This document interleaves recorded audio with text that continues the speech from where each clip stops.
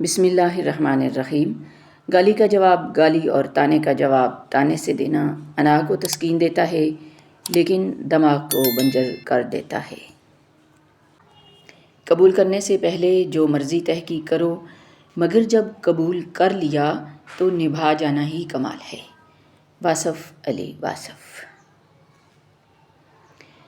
مکمل عقل مندی کی علامت یہ ہے کہ اس طرح کے کام اپنے ذمہ نہ لیے جائیں جن کی ناکامی سے ذلیل ہونا پڑے۔ لمبی امیدوں سے دور رہا کرو، وہ تمہارے پاس نعمتوں کو حقیر بنا دیتی ہیں۔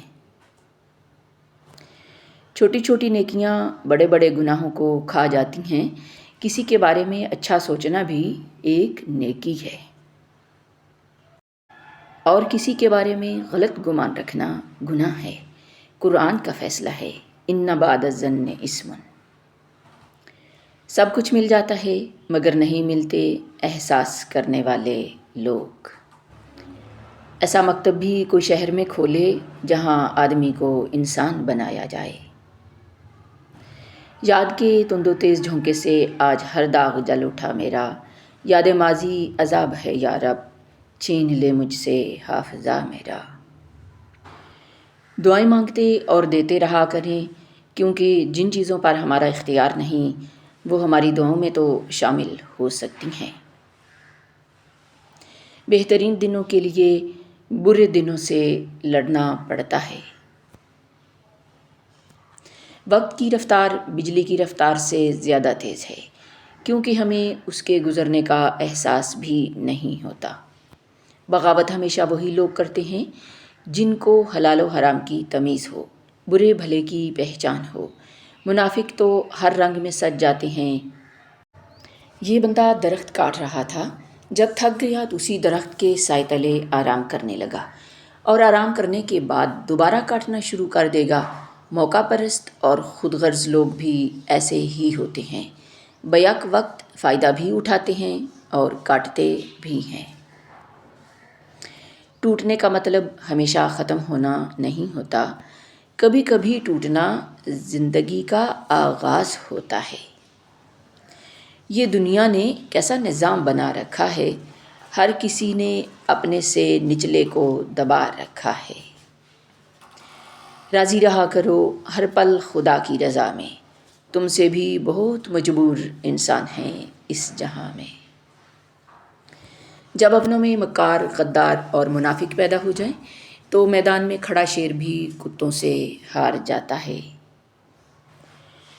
سر کچلنے کا ہنر بھی رکھیے صاحب، سانپ کے ڈر سے جنگل چھوڑا نہیں جاتا۔ مٹی سے مٹی تک کے سفر کے درمیان جو وقت ہے وہ مہلت ہے، اور وہی زندگی ہے۔ اے انسان، تمہاری خوبصورتی، تمہارا جمال، تمہارا حسن، جوانی کا نشہ، دولت کا گھمنڈ، تمہاری قابلیت کے چرچے، تمہارے ہنر، سب کچھ ایک دن ختم ہونے والے ہیں۔ تو غرور کس بات کا؟ کیا تم نے سنا نہیں؟ کل نفس ذائقۃ الموت۔ نہ کھولنا یہ داستان محبت کی کتاب کسی کے سامنے، جس نے سمجھا وہ رہ نہیں پائے گا، جو رہ گیا وہ سمجھ نہیں پائے گا۔ قافلے ریت ہوئے دشتے جنوں میں کتنے، پھر بھی آوارہ مزاجوں کا سفر جاری ہے۔ آپ کا رسپانس آپ کی سب سے بڑی طاقت ہے۔ منفی لوگوں اور چیزوں کے متعلق رسپانس دینا جتنا کم کرتے جائیں گے، آپ اتنا ہی پرسکون محسوس کریں گے۔ لوگ چائے کی پتی کی طرح ہوتے ہیں جنہیں جب تک گرم پانی میں نہ ڈالو تب تک نہیں پتہ چلتا کہ ان کا اصل رنگ کیا ہے۔ بات کرنا بھی ضروری نہیں ہوتا ہر وقت، لفظ ہوتے بھی نہیں ہیں کئی باتوں کے لیے۔ تو یہ نہ دیکھ کہ سب ٹہنیاں سلامت ہیں، کہ یہ درخت تھا اور پتیاں بھی رکھتا تھا۔ میری لاکھ برائیوں کو جانتے ہوئے بھی مجھ سے بے انتہا محبت کرنے والا صرف میرا اللہ ہے۔ کچھ لوگوں کے ساتھ خون کا رشتہ بھی نہیں ہوتا، مگر خوشبو اپنوں والی ہوتی ہے۔ دراصل رشتے خون کے نہیں احساس کے ہوتے ہیں۔ جن کی زندگی میں پیسے اور نام کی اہمیت سب سے بڑھ کر ہو، وہ پھر کردار کی پرواہ نہیں کرتے۔ راستوں پر نشانیاں وہی لوگ چھوڑتے ہیں جنہیں پیچھے رہ جانے والوں سے ملنے کی خواہش ہو۔ کچھ دکھ، کچھ درد اور کچھ اداسیاں بہت ذاتی ہوتی ہیں، جنہیں ہم چاہ کر بھی کسی پر عیاں نہیں کر پاتے۔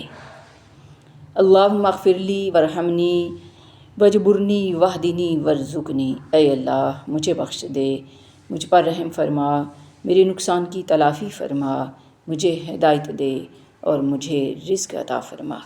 جامع ترمذی۔ انویسٹمنٹ وہاں کرو جہاں سے ریٹرن آئے، پھر بات چاہے پیسے کی ہو، جذبات کی ہو یا آپ کے قیمتی وقت کی ہو۔